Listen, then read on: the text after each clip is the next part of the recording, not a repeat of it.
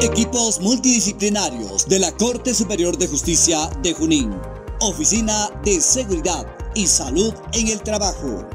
Nuestras recomendaciones para afrontar la pandemia COVID-19. La situación actual nos ha hecho cambiar nuestra forma de pensar, sentir y actuar, generando consecuencias impensadas y en algunos casos negativas para la salud mental, provocando cambios en todas las esferas de nuestra vida. Por tal motivo, los profesionales de los equipos multidisciplinarios de la Corte Superior de Justicia de Junín se aunan a los esfuerzos para contribuir con tu bienestar emocional. El estrés es un estado de cansancio mental provocado por la exigencia de un rendimiento muy superior al normal y suele provocar diversas alteraciones físicas y mentales.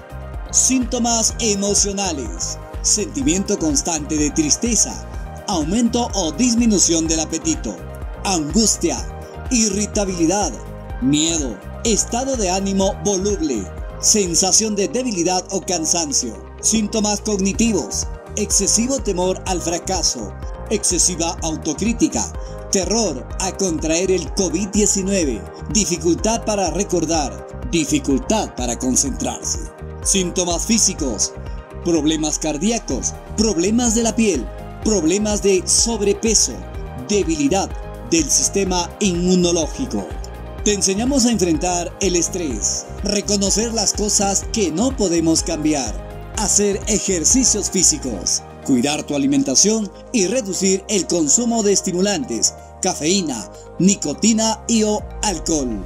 Ordenar tus actividades, realizándolas de acuerdo a su prioridad y/o delegar actividades que no puedas realizar. Realizar con frecuencia actividades que sean de tu agrado.